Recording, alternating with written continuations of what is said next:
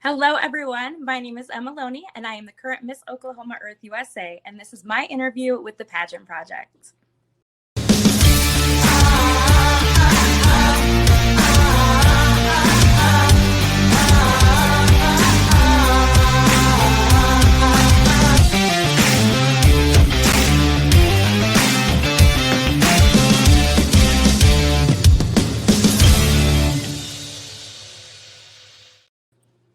Good morning, good afternoon, good evening, wherever you are joining us from. I have a familiar face with me today, Emma Loney, Miss Oklahoma Earth USA. Emma, how are you? I am wonderful. So excited to be on here with you. This is always one of my favorite interviews to do. I love chatting with you, so it's really just an honor to be here on here today. Thank you. First question, most important question, very difficult question I got to ask you. How are the chickens? I was so ready to talk about this because I have had events since the last chicken conversation. So we had an unfortunate occurrence of a fox getting into the chicken coop. Oh, no. Yeah. So we had trails of feathers and we had a few survivors, but the majority were eaten. So we were able to get babies over the summer and I raise them into adults now. And they normally don't start laying when it's really cold out. We were thinking, okay, it's going to be the spring that we finally are seeing more eggs. But yesterday, actually, we check and there's an egg. And so it was really exciting. And it was perfect timing because I'm like, oh God, I got to tell him about the egg. It's a sign, an egg right before the interview. That's so weird because in parallel, my family initially got 2 chickens and we were letting them roam around our backyard because it's not like I've never seen a fox. I didn't think they were predatory animals. We're enclosed, but we let them out of the coop. One day they never came back. And we still don't exactly know what happened, but we found feathers. We think it was a fox or a wild cat. And then we got 2 more. And we kept them in the coop. They started laying. We had problems. Good. Yeah, and the first egg is always. Well, I mean, that definitely wasn't the first egg you ever got, but it was the first egg we ever got. It is stupidly exciting for a grown man. So exciting to see an egg and to get excited. It's a little. Do you remember the first time you one of your chickens laid an egg? It is. No, it's just so exciting. Like I think we jumped up and down. We opened it up and we're like, an egg! And then I definitely took pictures of it. I took videos of it. I was so excited. I don't know why it is just so rewarding, but it is so just cool. It's such a cool experience. And it's something that you normally have. Well, I had bought at stores my entire life. Exactly. I had never had chickens growing up. So it's just so weird to have the animal and then you directly see are able to use it. Exactly. Do you have any tips for brooding chickens? Because that's an issue we're having with one of the chickens we have now. So we got 2 replacements and one of them wants to do the brooding thing and that means she'll stop laying. Do you have any tips for that? I honestly have no idea. You're my chicken. I have 11. So only one of our new ones has started laying and then the other ones have consistently been laying, but it's kind of hard to tell which ones aren't laying. I don't know, you don't know which one has. So I'm sadly do not have any tips, but I have a hard time keeping them in their coop. We have a fenced in area around the coop. Sorry, my cat is in my lap harassing me. All sorts of animals today. Lots of animals. I have a lot of animals. I am an animal lover. But they leave the coop, and I think that's how the fox followed them in. They could smell their trail all the way back to the coop. So they don't like to sit, and they're even more friendly. These ones that I raised from the chicks are way more friendly than the other ones. They follow us around. It's so funny. Yeah, chickens are strange animals. I will say they're not the most intelligent animals, having seen some of the behavior. But anyway, that's all I wanted to interview you about. So thank you everyone for watching. And we're done. We just needed a chicken update. Yeah, exactly. No, so for those of you who are not, for the people watching, most people are going to be familiar with who you are. But for those who don't know, do you want to give people a quick overview as to your pageant history? Absolutely. So I started pageantry when I was in high school, when I was 16 years old. I had no idea what I was doing. I didn't know anybody in pageantry, and I didn't know what to do. And I competed in my first pageant, which was National American Miss, which is a United States based system. And Mhm. I wore a huge poofy tulle orange prom dress, and I thought I was it. I thought that was it. That was the best look I could Sounds do. awesome. But I was able to place in the top 10 that year, and I just was hooked by the sisterhood, the friendships, and just I loved the whole atmosphere. It was something that I never knew about, but wanted to know everything about. Mm. So I just kept competing different systems in the United States, and then I found Miss Earth USA and the Miss Earth organization, and I really fell in love because Miss Earth is it's a beauty pageant, of course, but then it has that underlying mission by women everywhere to help preserve Mother Earth. And I thought that Mm. was just such an important thing that I wanted to be a part of. And it was so cool because I hadn't competed in a system that kind of had that like bigger issue that we were tackling together. It was, of course, Yeah. the sisterhood and other organizations, and that was wonderful and able to amplify your voice on whatever issue you cared about. But just being able to be like on this unified mission with people all across the globe is Mm. really just an amazing thing that I'm so thankful to be a part of.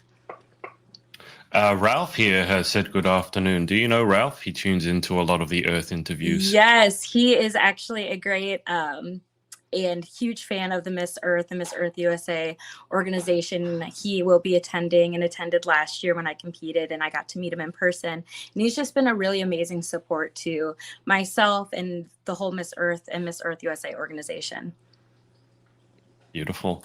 Hello, Ralph. Thank you for watching again.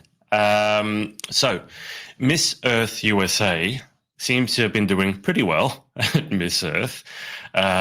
2 years ago with Lindsay, and now obviously with Marissa. Mhm. Have you given any thought to why Miss Earth USA seems to be doing so well with Miss Earth? Yeah, I think there are a lot of factors. I think one of the big factors is we have such a great leadership team. Mm, I think having a successful title holder is all about, of course, the woman that is crowned, but also the team behind her. And they've been able to prepare these women exceptionally for the Miss Earth competition. And just helping them to know what to expect and the ways to be most successful, I think, is extremely important.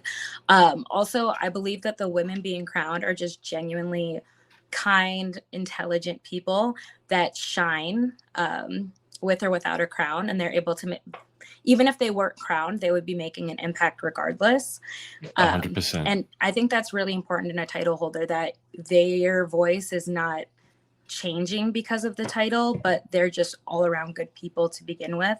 And I think the Miss Earth organization being so focused on, involvement and, being able to speak and intelligence, that they're able to shine in that way too. So, there's a lot of things, but there's a lot of great things happening.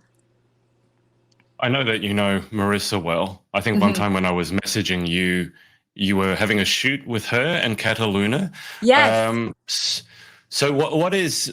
I've never met Marissa in person. Still stuck in Australia, but what is Marissa like in person? Just away from the interview, because every time I'm talking to her, it's obviously an interview. Away from the interviews, away from the camera, what is she like? Marissa is a dear friend of mine. The first time I met her was at Miss Earth USA last year. And from the moment I met her, she was just so humble and like just gave off really amazing energy, if you know what I mean.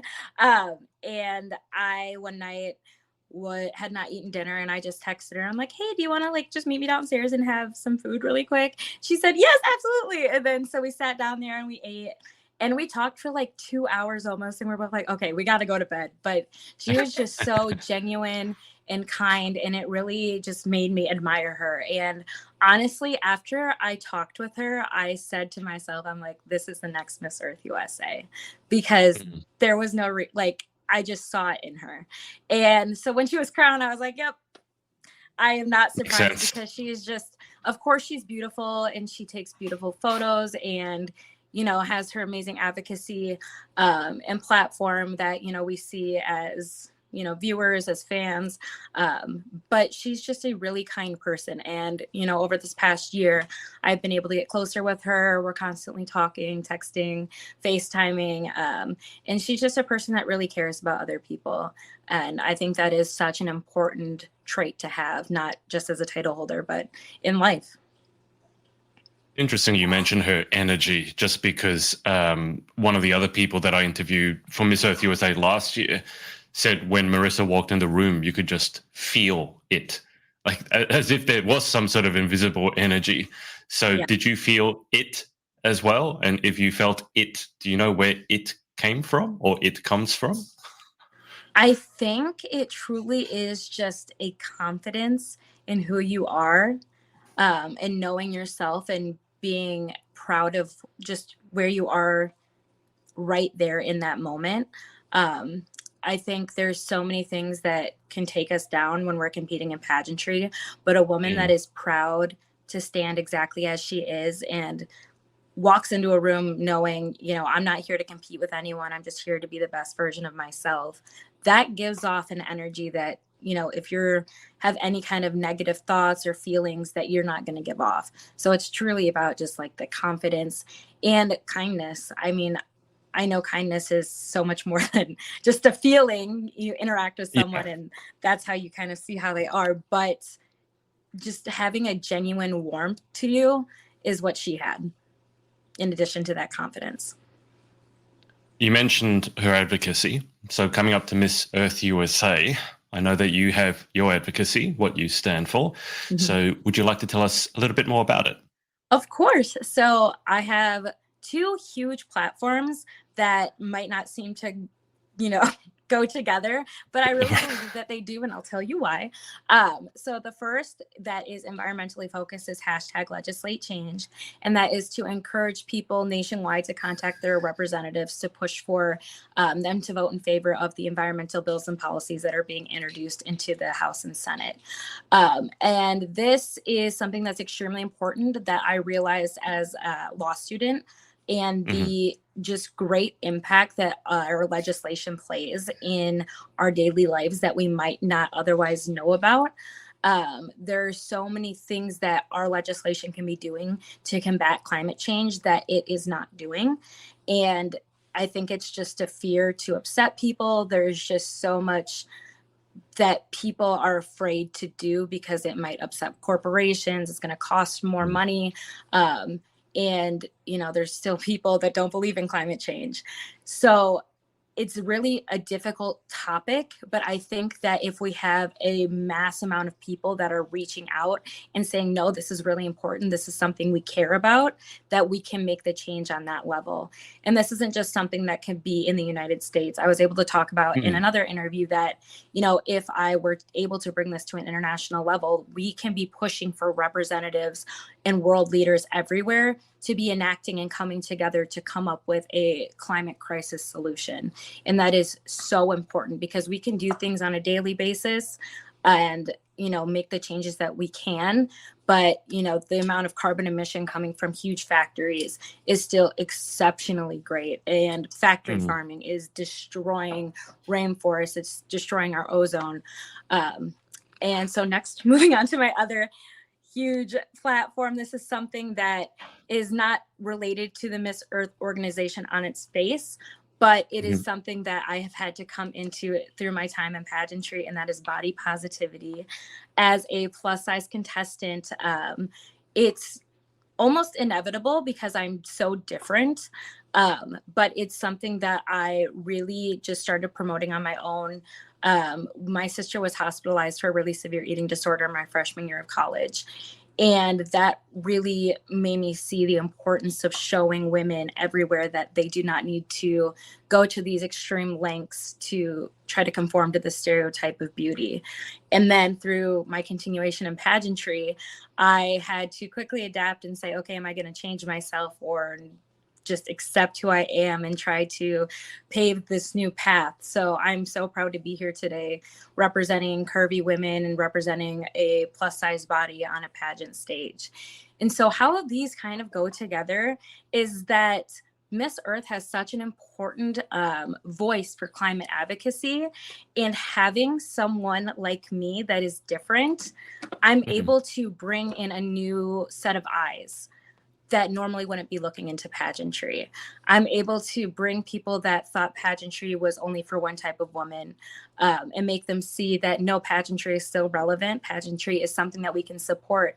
And I know there was a lot of backlash in India recently, with some Indian influencers talking about, oh, pageantry isn't relevant. They only care about one thing. And that's just facial beauty and how skinny you are. And being able to step on a pageant stage and say, no, it's more than that. And bringing all the people that might not care about pageantry to see will also amplify the voice of climate change and sustainability. I think one of the things that a lot of people who will say pageant, I mean, sometimes when people say pageantry is not relevant, they really haven't done their homework. That's Yes. what I believe. Secondly, they might be talking about the version of pageantry that existed 10, 20, 30 years ago, which is markedly different to what it is now. You know, not my opinions withstanding, how do you feel that pageantry is still relevant today, just for those people who might be going, oh, this is something that, you know, should have disappeared 10, 20 years ago? Yes, I think that people do not realize that interviews happen in pageantry, and that it is usually the biggest part of competition, as well as the public speaking aspect. I take the most pride in the interview area of competition. We love being on stage as pageant girls, but being able to sit and express your passions and express your work and your advocacy in an interview setting is a skill that I have really developed and will take me right into the workforce in years. This is a skill that I have really, really, really appreciated from pageantry. And it is so relevant because everybody interviews for a job at some point in their lives. In addition to that, it's giving women a platform to come together and support one another. People think that pageantry is all about competition, but they don't see that we are all in a sisterhood and we're all here to support one another, and that it's more than a crown, and it's more than a sash, and it's more than a title. That it's, and it's interesting because you just created the pageant sorority. It truly is a sisterhood, and it's just a place for like-minded women to come together. I have not met in a single area more intelligent, inspiring, uplifting, and powerful women than in pageantry. In addition, we also have people that are changing the stereotypes of beauty in pageantry, and having more acceptance of the LGBTQ plus community and me as a plus size person, and having transgender women competing in pageantry. There's just so many things changing. And the current Miss Earth won with her hair in the dreads. So this is something that people never thought was possible, but it's happening every day. I've often said that if there's any reason to stay in pageantry, because obviously there are downsides, but there's downsides to any industry, let's be honest. But the main one that keeps me in it anyway is meeting the amazing women from around the world, not just any particular country. And they're all doing something individually amazing. They're all unique. They all have their own advocacies, what they're passionate about. Why? I'd be interested to know, why do you think pageantry tends to attract women like that? For the most part, it really isn't just models who come in and then don't take the other parts of pageantry seriously. It tends to attract intelligent, well-spoken, articulate, passionate, hardworking women. I'm fascinated to know why you think that happens. I think that we all, as pageant women, see pageantry as an outlet to amplify our voice, and as an opportunity to grow in all of our abilities that we are working on currently. And it gives us just a platform to speak on a larger scale than we might not normally have access to. So if we have something that we're really passionate about, pageantry is a great way to, you know, get that voice out there. representation and body positivity, pageantry has been able to help me use and reach that message across the world, something that I always dreamed of and didn't know if it was ever going to happen, and have been able to reach other countries. We're talking right now and you're in Yeah. Australia. Like, this is Yes, I something am. that I never thought I would have the opportunity to do. So being able to share what we're passionate about, to everyone that we possibly can, is, I think, a huge attraction point.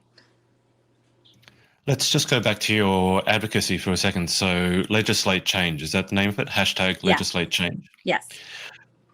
So this would be more of a US centric question because obviously each country's political and legal systems are different. Mm-hmm. But if someone hears that and goes, "Oh, there's something that I'm really passionate about, and I want to get involved and maybe talk to a local politician or a local senator," what are the starting blocks? So for someone who doesn't know, maybe they're young, 15, 16, 17, Yeah. whatever it is, what are the first steps in order to be able to sort of get involved with what you're doing? So this has been a really important aspect of me spreading this, because I don't think people realize that it's a lot easier to get in contact with their representatives than they think it is.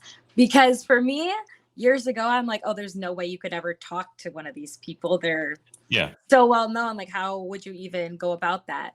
But there are a lot of resources that immediately provide you their email, their phone number, and then mailing address. So what I have really pushed for people to do is make those phone calls, send those emails, or if you really want, write the letters, snail mail style.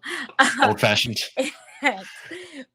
It's possible to reach these people, and it's not something that is difficult. If you look up your state, just go on Google and look up, for example, Oklahoma state representatives, or senators, and look up contact information, and you will get provided their email address, to reach them, and then an address, and as well as a phone number. And you might not be put through to talk to them, but you can leave a voice message, or be able to talk to their secretary and say, hi, I'm calling in regards to this bill. Or if you don't want to state a specific bill, you could say, hi, my name is so-and-so, and I live in Oklahoma, and I am very passionate about environmental advocacy. And if our representative is able to, vote in favor of those bills, I think this is something that we would really like to see as, residents of this state. And, they're representing your state. So the more people that are able to tell them we care about this issue, the more inclined they will be to vote for those issues. And again, there's so many resources online. One of my favorites is govtrack.us. And that gives you a list of senators. You can find all of the senators and House representatives. And then it also, this is a really fun tool, it gives you a list of all of the bills that are being introduced into the House and Senate. And you can even refine it by topics. So you're able to go in and click environmental policies and bills, and you can look at just bills that are related to environmental protection, which is super cool. And it gives you a list, and then it gives you the prognosis, where it's at in the House and Senate, how it's passed, how many votes it has, supporters, etc. So great resources, and not as difficult as we might think it is. I'm actually wondering whether we have a version of that here in Australia. I had no idea that something like that existed. Just out of curiosity, obviously you're a law student, so you're used to reading and understanding things that no human should ever be able to understand. How difficult are the bills sort of for an average person just trying to read it, not a law student, trying to read and understand the essence of the bill and what it's really trying to push? So that's why this resource is so awesome, because it gives you a summary in layman's terms. So even if I wasn't in law school or college or whatever, even if you don't know anything about this, it'll tell you just in a sentence or two, this bill is to help get rid of this chemical, or put it on a toxic chemical list, or this bill is to help tax carbon emission on so many corporations. It gives you a very easy, comprehensive summary. And if you really wanted to, you could go look through and confirm that it's supporting, because sometimes with bills, other parts get tacked onto them to kind of help push for when it goes into like being argued between the two sides of legislation, they'll tack something on to it so that both sides are kind of appeased, and they can agree to make it into law. But that is a little bit more than we probably need to know. But just if you want to have a basic understanding, you don't have to read the whole bill. Yeah. And then just looking for keywords if you do choose to is definitely helpful. As we just discussed, you're a law student or law done, or where are you in the process of law studenting? So there are 3 years for law school. I have my bachelor's degree, which was 4 years, and then it's 3 additional years for law school. And I just finished my last exam on Tuesday for this semester, and I'm officially halfway done. So I'm a year and a half through, and a year and a half left. Cool. I want to ask, in law, as I already said, there are probably longer words, longer sentences than most people use. Are there any words that you use in law that you just never get a chance to use in normal conversation? Like, what are the strangest or longest words that you could just never fit into a normal sentence? Like when it comes to maths, for example, I think of trigonometry or calculus. Yeah. Like, when have you ever used that in normal conversation? What about law? Dissent is a common, like every case or every like law, like case law has a dissent. So that's like the Supreme Justices that disagreed with the opinion. And the word kind of started getting circulated with Ruth Bader Ginsburg in the United States when everybody was kind of big fans of her. They still are, but she unfortunately passed away. But people started to say just say dissent. And before I started law school, I'm like, what even is this? Like, why do people care about this word? And it's not something you wouldn't just be like, I dissent. I mean, you could, but like, it's not like in common conversation. But ultimately, it just means, yo, I disagree. Yeah. Like, see if you can bring that into your interview at Miss Earth USA. Dissent, somehow bring it into your interview. Right. So that's a word that I have to read every single day of my life. Like the cases are separated. It's got the case law, the fact pattern, the analysis, and then like the ruling, and then it has dissent, and then you've got to read the justice's dissent that didn't agree with it. And it's every single case for the most part has a dissent, and it's something I have to read frequently, and you don't use it.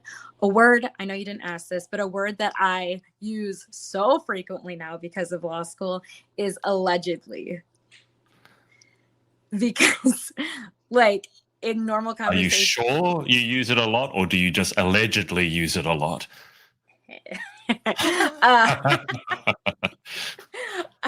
Allegedly. Yes. It's such a fun word, and like my sister will be like, oh, I texted our mom, she didn't text me back, and I said allegedly you texted her. Or I called her, and I don't know, it's just it's a word that we use again extremely frequently, and a word that has translated into my vocabulary. It is quite a long word. It's not a word that I've heard much in pageant interviews, allegedly. But maybe you can start something here, bring it back. Allegedly, how many syllables? Allegedly, four syllables, not bad. Can you think of a word that has 5 syllables? Let's put you on the spot. A legal word? Any word. More than 4 syllables. What's the longest word you know? I mean, I could say like supercalifragilisticexpialidocious. That would be. I was going to say, apart from that one. I know, but that would be the longest just because of what it is. But I'm trying to think. I don't know if there's. We can come back to it. It's a silly question. Let's move to this viewer question. Samantha is over in Wales in the UK, and she's asked, how does law go with pageantry? So studying of law with pageantry. Do you find people surprised you do pageants? So frequently, yes. People are like, how and why? Because they are so different. Law is definitely a male-dominated field. We've definitely had speakers come in and talk about what the women should and shouldn't wear in the classroom when they're practicing law, and of course don't say anything about the men. So the fact that I'm getting on stage in a swimsuit is definitely addictive to being a lawyer. But I really think it's important to show that people are more than one thing and that I am more than one thing. And this is something that I love to do. And there's no reason that I can't do both. I think we put people in boxes a lot of the time and say that, you know, because you do this, you can't do this. But, you know, there's more than one side of me, and this is something I love to do. And I love to study and someday practice law. I love everything about it. And bringing them together, they actually, of course, on the outside, you're like, how do they even correspond at all? But I'm able to use a lot of my skills that I've gained through pageantry in law. I've had to, you know, get on mock stands and, you know, like defend my case. And those public speaking skills I've definitely gained from pageantry. And just the ability to think on my feet and think on the spot and be very communicative. Of course, law goes into law, but you also have to have great like interpersonal skills and speaking skills, and you're talking to clients daily. And so pageantry has also done that for me, and its ability to, you know, make you able to interact with all types of people on all levels in every situation. And then, you know, because of my legal education, I'm able to bring that into pageantry and show that, you know, this is a really cool thing that we should talk about in pageantry as well. Why do you have speakers come in who tell the women how to dress just out of interest? Yeah, that's and they only tell the women this. That's what I also asked myself. I thought it was very interesting. It was gosh, what class was it? I think it was my first year last year, introduction to the legal field. And the speaker was from just a random law firm in Illinois. And it was just over Zoom, but he came in just to talk about like professionalism, and somehow got on the topic of women, you shouldn't wear anything tight that's going to show your chest or anything too low cut because you won't be taken seriously. And it was interesting that they chose to have the speaker come in, but it was interesting also that like this is just like still a dialogue that's accepted in 2021, almost 2022, like telling women that they can't be taken seriously and seen as professionals if they're dressed or look a certain way, is something I really hope to change or help change. Again, talking about how I'm getting on stage in a swimsuit, not something that was probably like seen in the legal field. But, you know, we've had lawyers win pageants. We've had lawyers win Miss USA. So I hope that this, you know, just continues to progress, and we hope we see less of it in the legal field and less of that discrimination on gender. I'm not even sure if it's limited strictly to the legal field. This narrative, let's call it a narrative, that if a woman dresses a certain way, won't be taken seriously. The issue I have with that is that it places all the onus, the burden on the woman. It's like the woman's fault for dressing that way. And now I don't take you seriously. It's not my fault for jumping to conclusions and stereotyping you. It's your fault because you chose to wear that. I'm going to assume that wasn't Emma. That was her dog. Emma hasn't just suddenly started barking. We'll let her deal with that. While she's dealing with that, guys watching, I can see a bunch of you watching at home. If you have any questions for Emma, put them in the comments, and I will circle round to them once she's done with her. I'm going to assume that was a puppy, not a chicken. Yeah, we have lots of dogs here. I think they're done. Someone came to deliver something, and they are not happy about it. But you were saying in regards to just all that it's not blaming the woman. So if you wear something that is form-fitting and I see it as a man or woman and now I don't take you seriously, apparently that is your fault. It's not my responsibility to actually not stereotype you. That seems to be the narrative. Yes, frequently. And I think it's really disappointing. Can you hear me with them? Yeah, it's fine. I think it's really disappointing that this is still a narrative that we have in so many parts of just everything that we do. I started experiencing when I was in middle school. We had dress codes to not distract the boys learning. Oh God. Yeah, Jesus, that's that still a was the thing. base. That was the basis of the dress code. I remember reading the handbook, and that was in the handbook. So this is something that's been ingrained in us from a very young age, and that it's never, women's, or it's always women's fault how they're perceived. It's not the perceiver.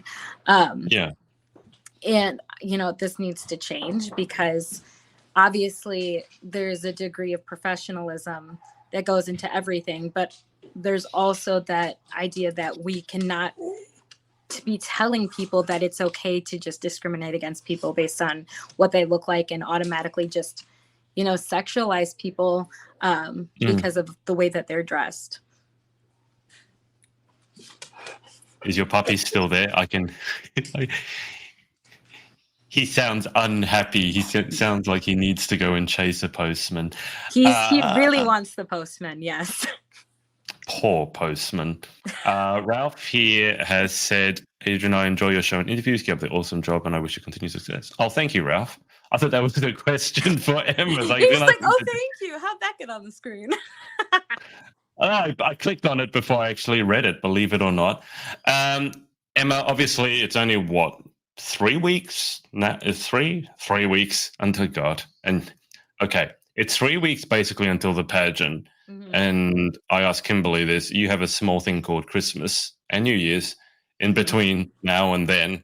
So how's all the pageant prep going, given that you have a small festive holiday in between now and then? Right. It's definitely a lot. But, I think if you really care about something, you just make it work all the time. You probably didn't know this, but I had to take an exam the day before. I've already actually done my Miss Earth USA interview, like my official interview. So I took an exam the day before that interview. So I'm trying to split brain, prepare for both at the same time. That was a huge feat. And so when I finished both of those, I was so proud and so happy. But, I'm always, multitasking, and, I think it's all about time management. But I've definitely been practicing, preparing every day. And just really, I'm so excited to compete. Well, what are the nerves like? I mean, you've competed in more than a few pageants. So at this stage, do you still get nervous, or is it more excited? I do get nervous. I think that it's awesome if people don't, but I think if you really care about something, it's inevitable to get a little bit nervous because you just care about it so much. And I think that's where my place of nerves come from, is that I really care about this. I care about the organization, and I want to be the next Miss Earth USA. And that comes with nerves, I think, all the time. I was definitely nervous for my interview, but I was so excited to do it. I think it's amazing that people such as yourself, who've done so many interviews, and obviously you study law, so you need to know how to speak, that you still get a little bit nervous before interviews. I think it gives everyone else hope, because a lot of people think, oh, she's so confident, she'd never get nervous. And then you say, oh, no, actually, I still get a little bit nervous. Yeah. I think that's nice. I think that's nice to hear. Yeah. No, I think, yes, I think I'll always have a little bit of nerves. I think, like I said, if you really care about something, it's normal to get nervous. And I think the biggest thing is to not let the nerves, take away from what you're doing, and use them to fuel you instead. So, it's not good if your nerves are crippling, but a little bit of butterflies is totally normal. Yeah. Okay. Going into Miss Earth USA, obviously you're going to have a few sister queens competing with you.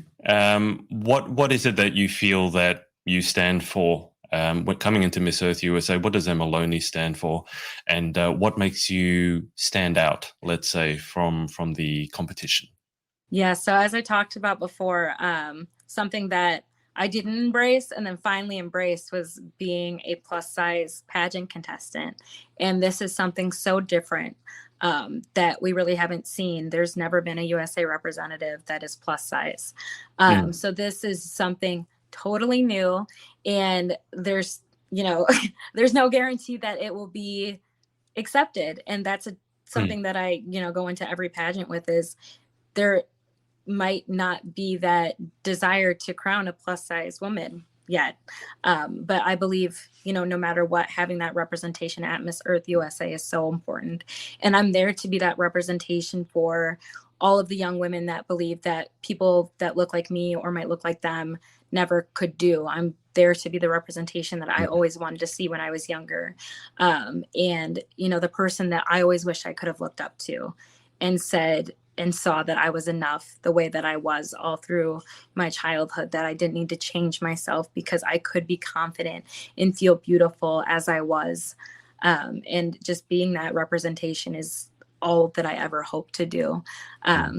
So that is why, I'm going, and why I truly hope that I can be that representation for the United States. Well, I think regardless of whether you win the title or not, I think the very fact that you're on stage and sort of paving the way, every sort of movement starts with someone who's brave enough to get up and do something that's not normally accepted or not comfortable. So, I'm sure regardless of the title, someone will be watching and go, oh, she can do it, so I can do it. And I think that's something you should be very, very proud of. Thank you. Just before we get to the final 10 questions, I'm trying to think what the answers. I always get to this point with return interviews and go, what did she answer last time? And I blank. and then when we start, I go, oh, that's what you said last time. But before we go there, any shout outs that you'd like to give to your team, family, friends? I have such a strong team behind me this year. I have more people supporting me this year than ever before. And the list is too long to name. So just everyone that has helped prepare me for this moment, I am so eternally grateful. And just, your confidence in me and standing behind me is something that I didn't ever think that I'd get. So I'm just so thankful to have it. And then, of course, to my family for going on this ride with me all these years. My mom is a professor, but she's able to take a couple days off to fly down and watch prelims and finals. So I'm so excited to have her there. And just, everybody that's always been there for me and supporting me. Are your parents pageant fans? They never watched pageants, never knew anything about pageants. All they know about pageants is through me. My mom is a fan of, the pageants that I compete in. She's a big fan of Miss Earth. She loves Miss Earth. So she's a huge fan there. Otherwise, not really. That's okay. I'm just curious. Obviously, they have to get involved somehow when you're competing in them, but I'm just curious. Right, yeah. All right. Let's go through to the final 10 questions, and let's see if you or I can remember any of your answers. So, Question 1, what is your favorite word? I'm sorry, but I just remembered what I said last time for my least favorite word, but my favorite word is moist. Yes. That's it. Last time we were talking about the moist train. That's the worst train in the world. We have to revisit it. Oh my god! Yeah. What's your favorite word though? Perfect. Probably. I say that a lot. I can't remember what you said last time. All right. So question 2.